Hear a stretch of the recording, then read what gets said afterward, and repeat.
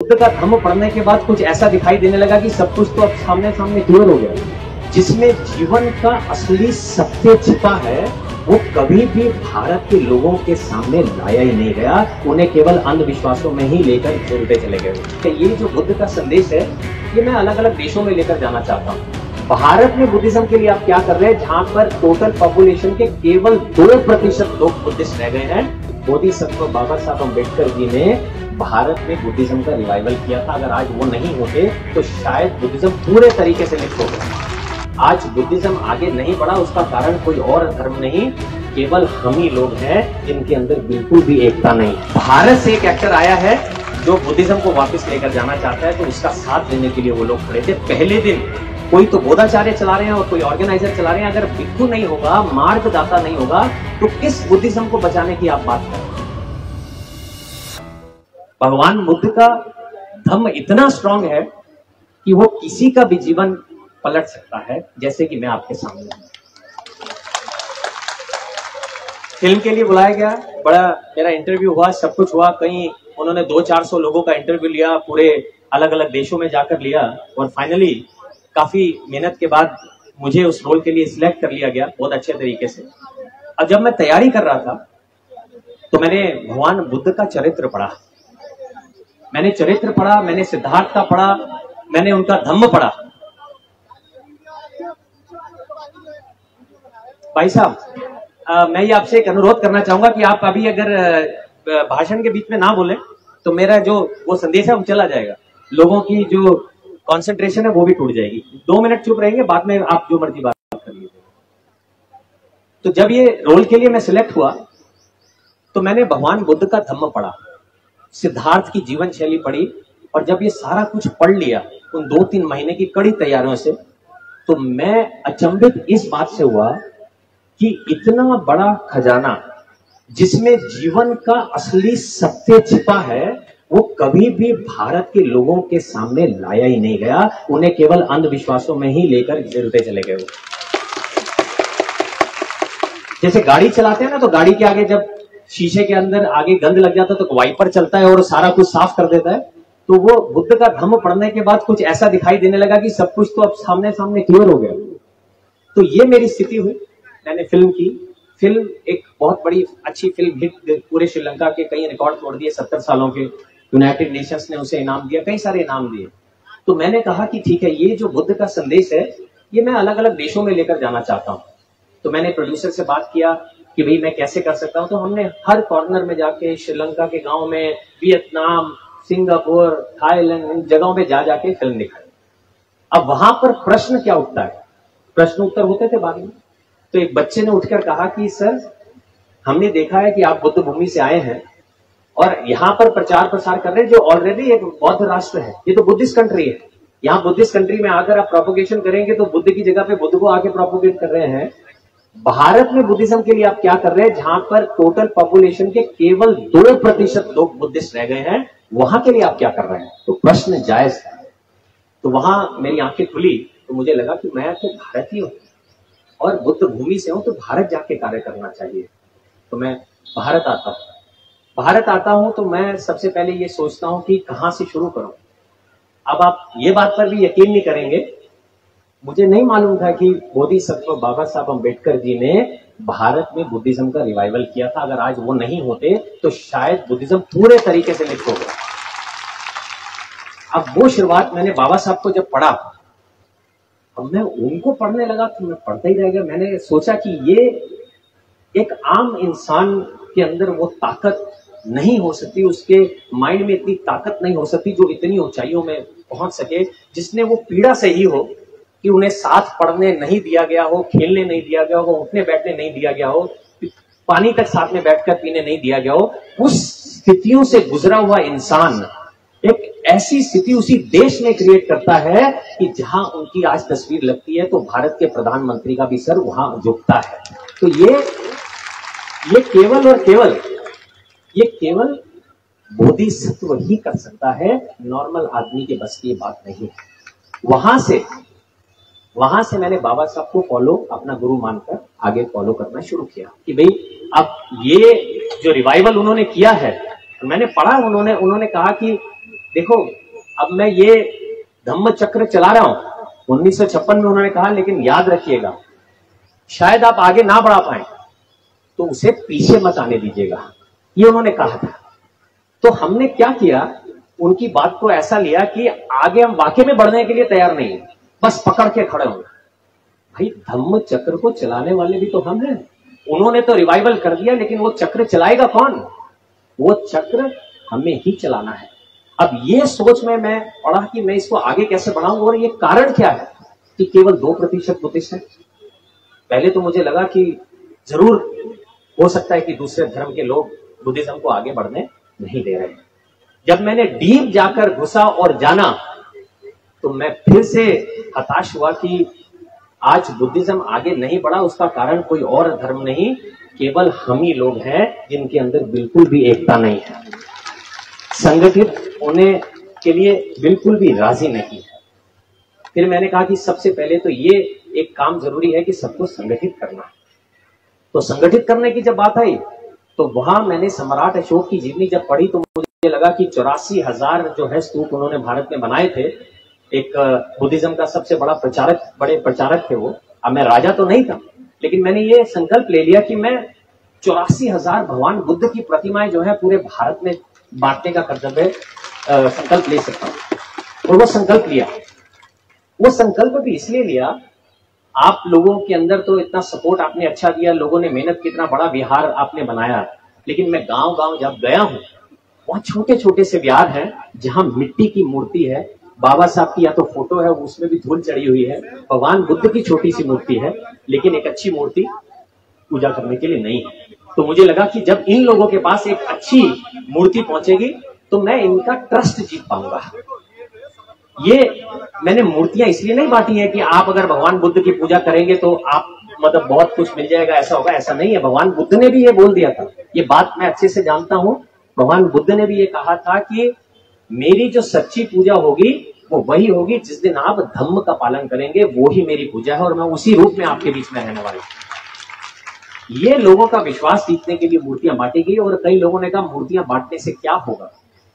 मैंने उन्हें ये कहा कि ये निर्णय आप लोगों ने कैसे ले लिया कि ये मेरा आखिरी चरण है, भगवान बुद्ध को घर घर तक पहुंचाना ये मेरा पहला कदम है, और आखिरी चरण है घर घर में धम्म पहुंचाना।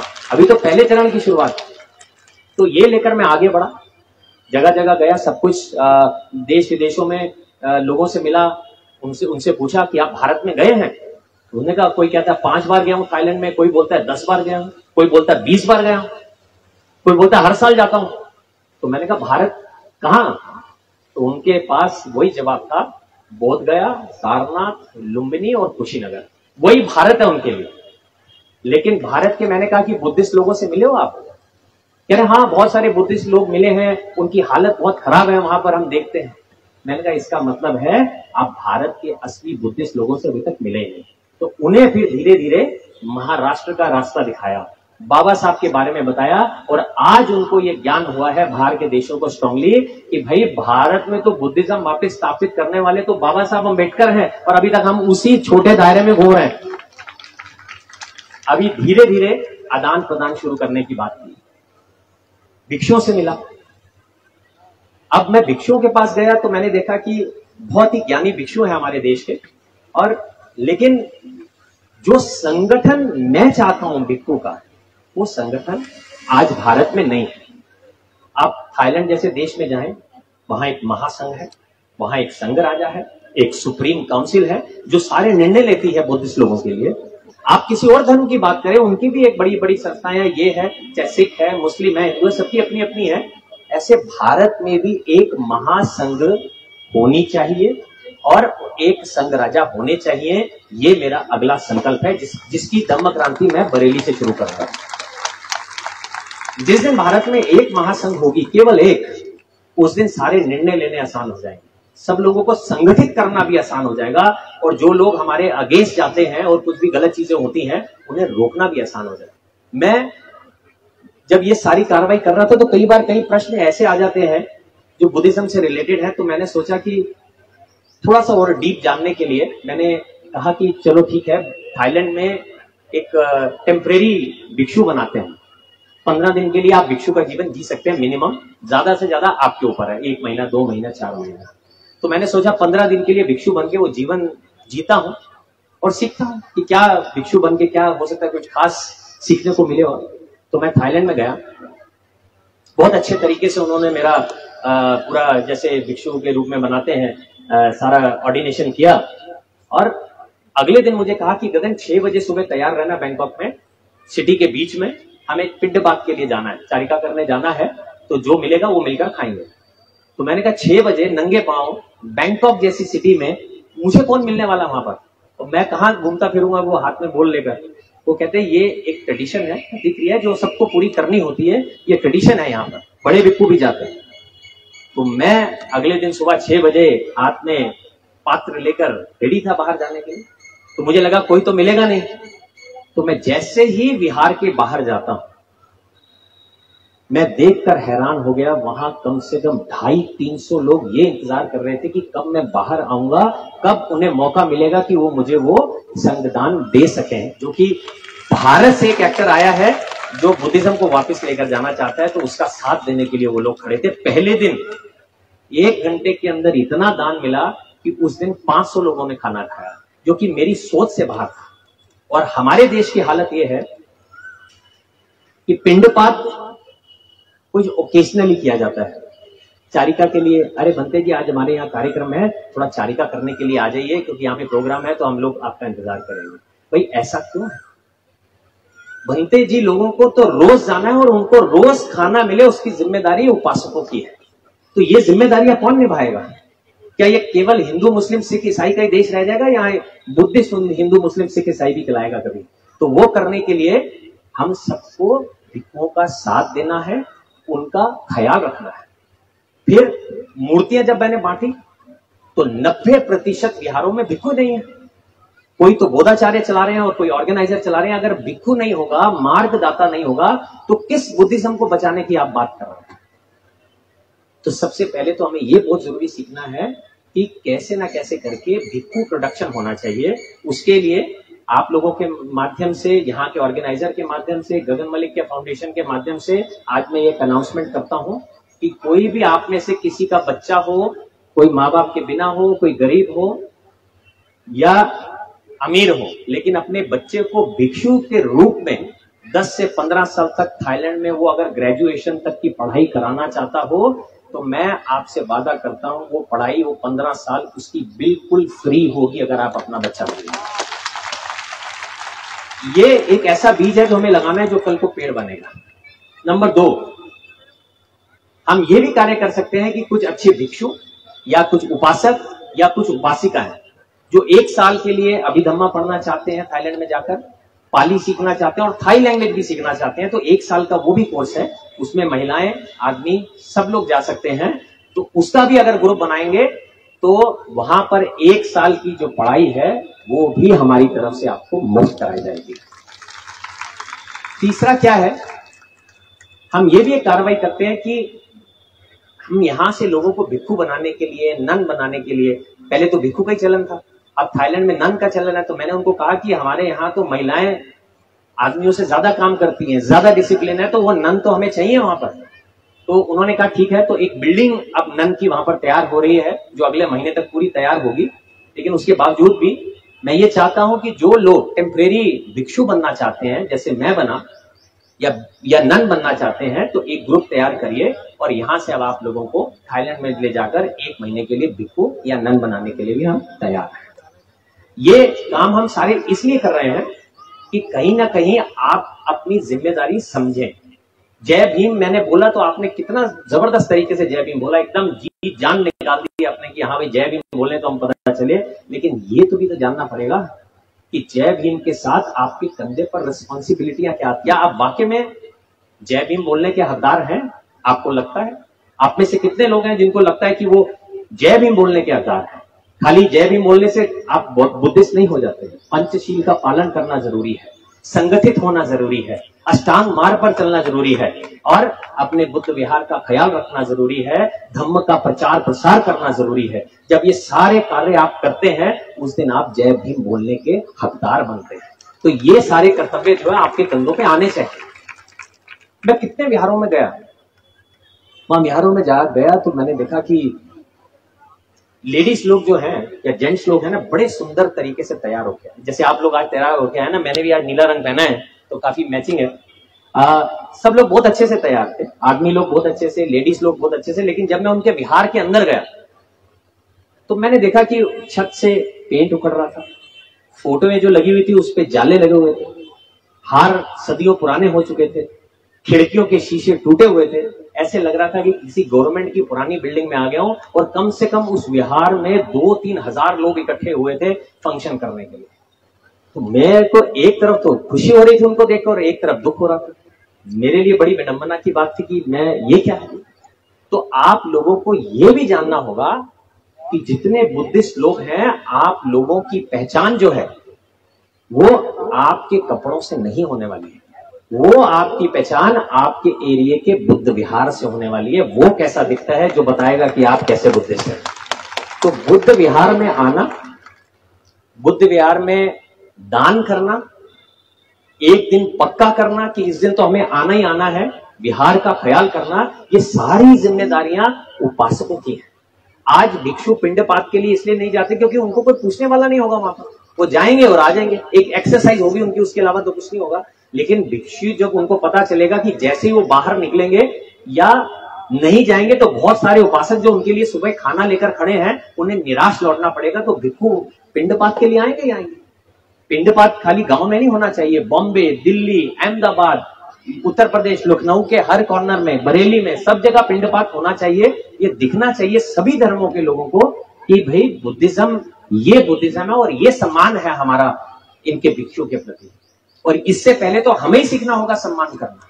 कई बार तो मैं बहुत लोगों को मैंने बताया कि मैं ऐसे सुनता हूं, भिक्षु जा रहे हैं, अरे बनते जी कहां जा रहे हैं, बनते जी कैसे, ऐसे बनते जी लोग से कोई बात करता है? वो पूजनीय है। ये जो चिवर जो उनके शरीर पर आया है उसके पीछे इतने सारे बलिदान हैं जो आप सोच भी नहीं सकते।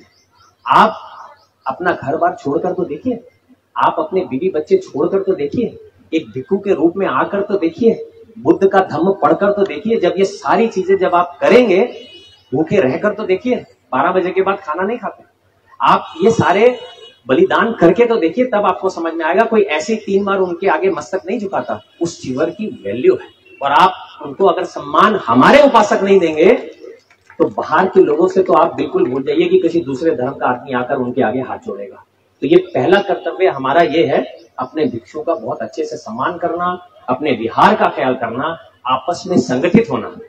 मैंने ये देखा है वैसे पास्ट में कि यूपी से जितनी भी क्रांतियां हैं वो यूपी से शुरू हुई है। बहुत बड़ी क्रांतियां यूपी के, बहुत ही जोश है यूपी के लोगों के अंदर।